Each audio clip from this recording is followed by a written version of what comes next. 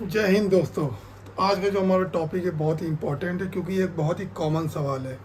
क्या हम बिना जीएसटी के मीशो पे सेल कर सकते हैं? तो मेरा जवाब है हाँ।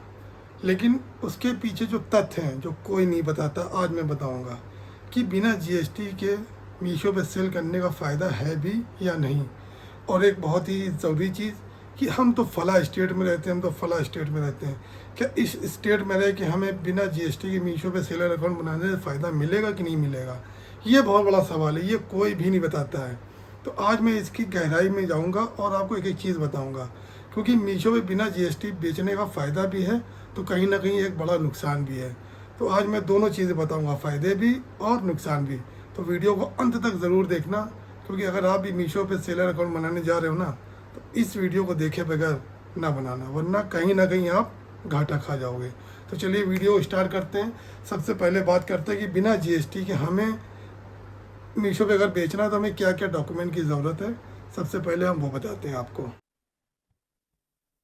तो दोस्तों, सबसे पहले हम बात करते हैं कि अगर हम बिना जीएसटी के मीशो पे सेल करना चाहते हैं तो जो इनरोलमेंट आईडी है उसके लिए क्या क्या डॉक्यूमेंट की ज़रूरत पड़ती है। तो सबसे पहले आप ये डॉक्यूमेंट तैयार कर लो। Pan card, Aadhaar card, photo, address proof, bank account proof, email ID और एक मोबाइल नंबर। मोबाइल बहुत ज़रूरी है, जो परमानेंट आपके पास होना चाहिए। अक्सर मैंने लोगों को देखा है कि नई नई स्कीम के चलते वो अपना पुराना सिम हटा देते हैं, नया सिम ले लेते हैं। अगर आपको बिजनेस करना है तो भाई आदत डाल लो एक ही नंबर को हमेशा हमेशा के लिए चलाने के लिए। तो सबसे पहली बात आती है कि यहाँ सबसे जो इम्पोर्टेंट चीज़ है ना, एड्रेस प्रूफ। भाई ये बहुत बेकार चीज़ है, क्योंकि एड्रेस प्रूफ का मतलब क्या है? सपोज आप एक जीएसटी लेने की सोच रहे हो या इनरोलमेंट आईडी लेने की सोच रहे हो, आपके पास पैन कार्ड भी है, आधार कार्ड भी है, सब कुछ है, लेकिन एड्रेस प्रूफ यानी आप अपने घर के नाम पे अगर जीएसटी ले रहे हो, तो जो आपका बिजली का बिल है, पानी का बिल है, वाटर टैक्स है, हाउस टैक्स है, इसमें आपका ही नाम होना चाहिए। अगर आपका नाम नहीं है तो एक एग्रीमेंट बनता है, एक जो है डॉक्यूमेंट बनता है 100 रुपए के स्टाम्प पेपर पे, जिसपे आपकी माता जी या पिताजी जिनके भी नाम पे वो मकान है वो दिखाएंगे कि हमने ये आपको कमरा या ये जगह आपको रेंट पे दी है। तो वो इस तरह का एक रेंट एग्रीमेंट भी लगाना पड़ता है। इन शॉर्ट कहने का मतलब है, अगर ये डॉक्यूमेंट्स आपके पास हैं तो आप 200 से 250 रुपये खर्च करके किसी भी कैफ़े में जाके अपना इनरोलमेंट आईडी आसानी से हासिल कर सकते हो।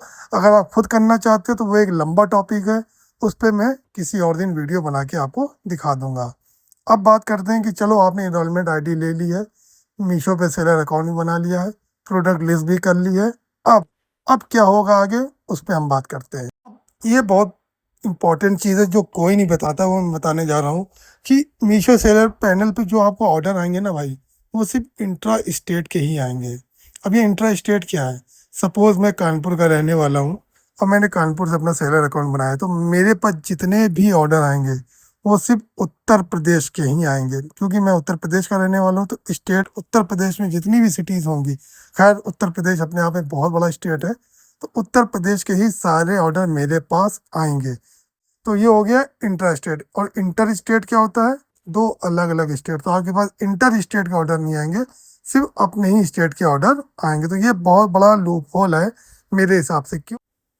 तो जैसा कि मेरे मित्र का, मैंने पिछली वीडियो में एक पोर्टल का पूरा डिटेल डाला था कि किस तरह से उनके पास ऑर्डर आते हैं, पूरा डिटेल में समझाया था क्या प्रॉफिट होता है उनको। तो आप देखिए उनके पास लेडीज़ कुर्ती का बिजनेस है उनका। तो आप देखिए सबसे ज़्यादा जो ऑर्डर आते हैं ना वो उत्तर प्रदेश से आते हैं, इसके बाद बिहार, मध्य प्रदेश, महाराष्ट्र। अब सपोज जैसे लिस्ट आपने देख ली तो सबसे कम उड़ीसा के आते हैं। अब सपोज उड़ीसा का कोई बंदा है, या आसाम का कोई बंदा है, या कर्नाटका का कोई बंदा, उसने अपना बिना जीएसटी के अकाउंट खोल लिया। तो अब आप खुद अंदाज़ा लगा दो कि यार सबसे ज़्यादा यूज़र जो मीशो के सबसे ज़्यादा यूज़र्स हैं वो यूपी बिहार यानी टियर 1 स्टेट के हैं। अब क्या असम, बिहार, असम, कर्नाटका, उड़ीसा में रहने वाला आदमी क्या बिना जीएसटी के सर्वाइव कर पाएगा? नहीं कर पाएगा। हाँ, यूपी बिहार वाला तो कर लेगा, क्योंकि यहाँ पे यूज़र्स ज़्यादा हैं। एक लूप होल तो भाई यही हो गया। अब सेकंड थिंग बताता हूँ मैं आपको, वो है इनपुट क्रेडिट आपको नहीं मिलेगा। ये इनपुट क्रेडिट क्या है, चलिए उसके बारे में बात करते हैं। देखिए, इनपुट क्रेडिट का मतलब आपने जो जीएसटी खर्चे पे दिया है उसे आप अपने जीएसटी लायबिलिटी में एडजस्ट कर सकते हो। अब ये है क्या? Actually input credit GST system का एक पावरफुल बेनिफिट है, खासकर उनके लिए जिनके पास जीएसटी है। अब इसको मैं सरल भाषा में आपको समझा दूं कि आखिर यह है क्या। सपोज आपने एक प्रोडक्ट खरीदा जिसकी कीमत है 100 रुपये और उस पर 18% जीएसटी लगा, तो आपने खरीदा उसको 118 रुपये में। अब आपने वही प्रोडक्ट मीशो पे 200 का लिस्ट किया है, प्लस 18% उसमें आपने जीएसटी लगा दिया, तो आपने बेचा उसको 236 रुपये का। आपका नेट जो टैक्स पेबल अमाउंट है ना, वो कितना है? आउटपुट जीएसटी कस्टमर से जो आपने लिया 36 रुपये और खरीदते समय आपने जो दिया था 18 रुपये, तो गवर्नमेंट को देना था आपको केवल 36 माइनस 18 इक्वल टू 18 रुपये ही देना था। लेकिन क्योंकि आपके पास जीएसटी नहीं है, तो यहाँ आपको 36 रुपये पूरा पूरा गवर्नमेंट को पे करना पड़ेगा, यानी आप इनपुट क्रेडिट का फ़ायदा नहीं उठा सकते हो। तो मेरे हिसाब से ये बहुत बड़ा लॉस है। तो बहुत से कस्टमर ऐसे होते हैं जिनको जो है, जो इनवाइस होती है ना प्रोडक्ट की, वो जीएसटी इनवाइस चाहिए होती है। मैं भी कुछ भी मंगवाता हूँ तो जीएसटी इनवाइस मुझे चाहिए होती है, क्योंकि मैं एक टैक्स पेयर आदमी हूँ, टैक्स पेयर सिटीजन हूँ। तो मैं जितने भी खर्चे करता हूँ उन खर्चों को माइनस करके, मतलब एक डिटेल में आपको बताएंगे तो बहुत लंबा हो जाएगा। तो जो भी टैक्स होता है वो मेरी इनकम माइनस मेरे एक्सपेंसेस होते हैं। तो एक्सपेंसेस क्या होते हैं? यही सब की जो मैं खर्चे कर रहा हूँ, तो उनके सारे बिल मुझे अपने लॉयर के दिखाने होते हैं, सीए को दिखाने होते हैं। तो वो सारी खर्चे माइनस करने के बाद मेरी टैक्स लायबिलिटी मुझे बता देता है। तो एक टैक्स पेयर अगर आपसे कुछ सामान मंगाएगा और वो आपका इनवाइस देखेगा तो उसमें लिखा होगा नो जीएसटी, बिना जीएसटी का बिल, तो भाई वो फ्रस्ट्रेट हो जाएगा। वो सोचेगा मुझे तो जीएसटी लायबिलिटी से मिलेगी नहीं।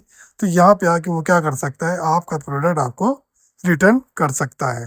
तो ये एक बहुत बड़ा लूप होल है इसका। तो इससे बचने के लिए आपको करना क्या है वो भी मैं बता दूं कि आप अपने पोर्टल पे क्लियरली लिख दो जीएसटी इनवाइस नॉट अवेलेबल, या इनवाइस विदाउट जीएसटी लिख कर ही लिस्टिंग करें, ताकि खरीदने वाला पहले से समझ जाए कि भाई इनके पास हमें जीएसटी इनवाइस नहीं मिलेगा। अब बिना जीएसटी के जो और लिमिटेशन है वो मैं आपको बता दूं। देखिए, पहले तो मैंने बता दिया था कि इंटरस्टेट डिलीवरी आप कर नहीं पाओगे, और जो दूसरा है, हाई वैल्यू प्रोडक्ट आप नहीं बेच सकते हो। हाई वैल्यू प्रोडक्ट मतलब इलेक्ट्रॉनिक अप्लाइंसेस, जो बड़े बड़े जैसे फर्नीचर हो गए, ये आप नहीं बेच सकते हो। मोबाइल हो गया, या मिक्सर हो गया, मिक्सर ग्राइंडर हो गया, इलेक्ट्रॉनिक जो मतलब 5-6 हज़ार रुपये से ऊपर के आइटम होते हैं, वो आप नहीं बेच सकते हो। और आखिरी जो लूप होल है भाई, वो है ब्रांडिंग और ट्रस्ट लेवल। जाहिर सी बात है, आपके बिल पे जीएसटी नहीं होगा तो आपका एक जो ट्रस्ट लेवल है वो कमज़ोर हो जाएगा। तो दोस्तों, आज के लिए इतना ही। अगर आपको ये वीडियो अच्छा लगा है तो प्लीज़ कमेंट करके ज़रूर बताइएगा, और बेल आइकन का बटन ज़रूर दबाइएगा, क्योंकि मेरा जो मुहिम है लोगों तक सच्चाई पहुंचाना और बिजनेस के सही तरीके बताना, तो ताकि मैं उस मुहिम में कामयाब हो जाऊं। तो आज के लिए इतना ही, फिर मिलते हैं अगली वीडियो में। तब तक के लिए जय हिंद।